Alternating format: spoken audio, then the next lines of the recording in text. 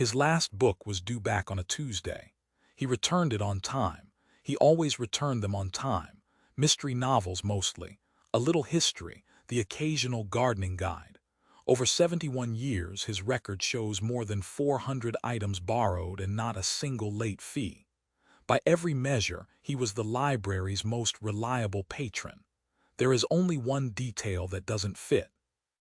According to the County Death Index, the man whose name sits on that library card has been dead since the spring of 1952.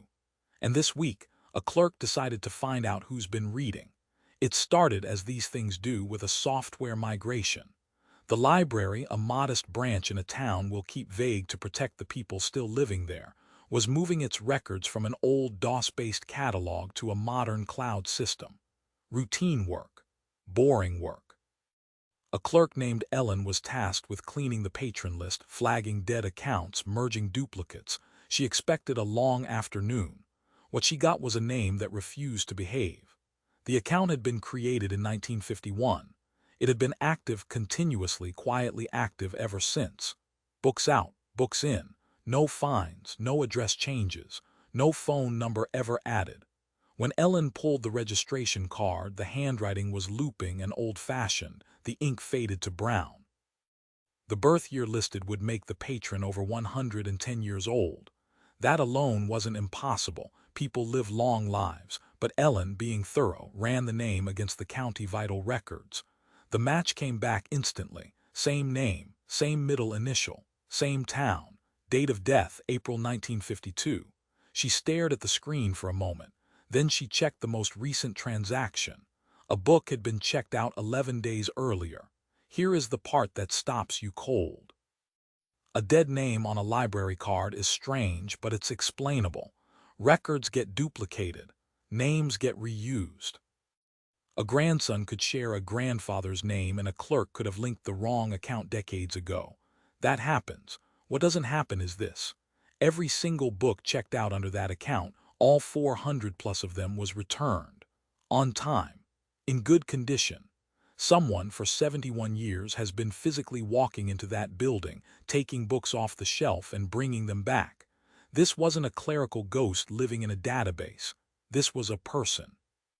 A living, breathing, book-returning person, operating under the name of a man buried in 1952. Ellen pulled the late fee ledger to be sure.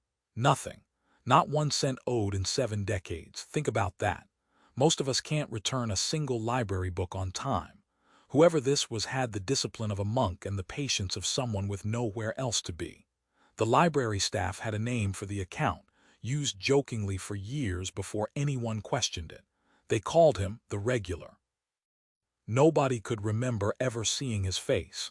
Ellen did what any curious person would do. She printed the borrowing history.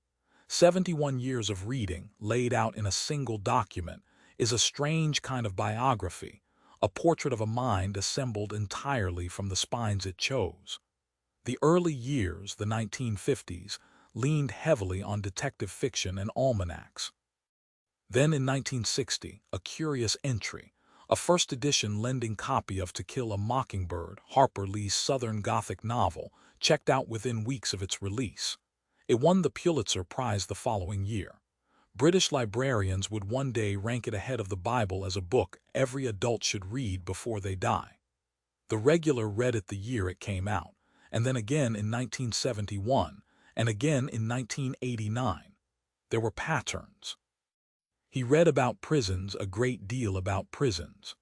Books on Alcatraz, the maximum security federal penitentiary, 1.25 miles off the coast of San Francisco, the place operators called escape-proof. He borrowed titles describing the 9 by 5 foot cells, the corridors named after Broadway and Michigan Avenue, the 6 punishment cells at the end of D Block that inmates called the Hole. He read about the Rock the way a man reads about a place he can't stop thinking about. Ellen noted the date Alcatraz closed. Then she noted something else. The reading slowed for exactly the years the prison was open.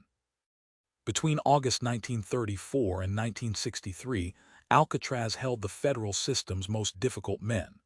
The regular's library account shows a strange silence overlapping part of that window, a stretch in the late 1950s where the borrowing simply stops. No books out, no books in. The account goes dormant for nearly 3 years. Then, abruptly, it resumes. Same handwriting on the returned item slips. Same impeccable timing. As if the reader had gone somewhere for a while and come back. Ellen is not a detective.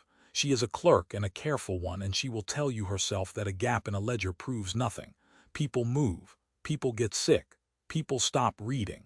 But she also noticed that when the borrowing resumed, the subject matter changed. The detective fiction faded. In its place came books on identity, on records keeping, on how municipal systems track the living and the dead.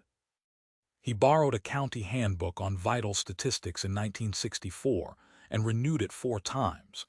Whoever the regular was, he had become very interested in how easy it might be for a name to slip through the cracks and stay there. He had, it seemed, been studying his own disappearance. The card listed a single address. No apartment number, no zip in the early format, just a road and a rural route designation that hadn't been used officially since the 1970s. Ellen mapped it against the modern county grid. The road still existed. Barely. It ran out past the edge of town, past the last streetlight, into the kind of country where mailboxes stand at the end of long gravel drives and houses sit too far back to see. She drove out on a gray Thursday after her shift. She expected an empty field, a collapsed foundation, maybe a new build with no connection to the past at all. What she found was a mailbox, old metal leaning slightly on its post and standing upright at the end of a driveway that led to nothing. The house it had once served was gone, demolished or burned or simply fallen in on itself decades ago. Only a darker rectangle in the weeds remained. But the mailbox was not empty. It was full. Catalogs, utility notices, a bank statement, all of it addressed to the man who died in 1952, all of it recent, all of it delivered faithfully to a man with no house, no face, and no pulse. Ellen didn't take the mail. She photographed it, left it where it sat, and called the post office the next morning. The explanation she got was almost worse than no explanation at all. The address was still in the active delivery system. It had never been flagged as vacant because, technically, mail was still being addressed to it, and the postal system, like the library system, like the county record system, runs on the quiet assumption that a name in the file belongs to a living hand. Nobody initiates these accounts. Nobody renews them. They simply persist, fed by other systems that persist, in a loop with no human at the center.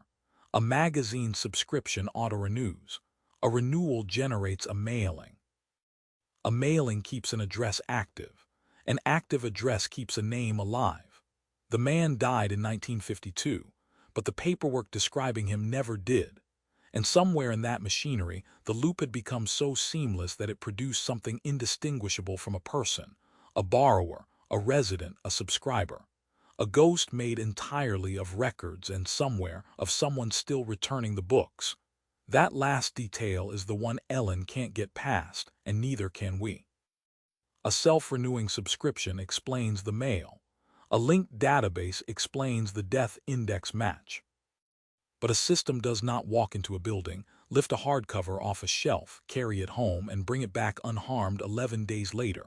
Someone does that. So the library did what libraries do. They set a trap that wasn't a trap. They flagged the account quietly, not to cancel it, but to alert staff the next time anyone tried to use it. They waited. 3 weeks passed. Then, on an ordinary afternoon, the account checked out a book. Nobody at the desk remembered the transaction.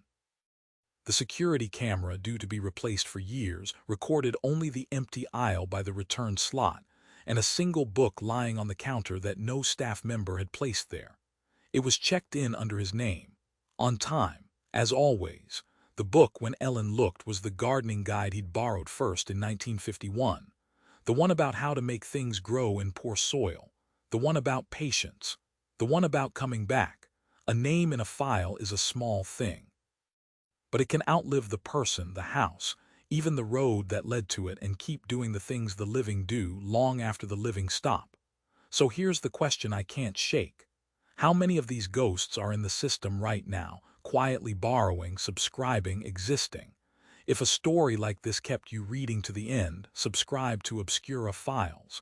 There's always another file, and it's already overdue.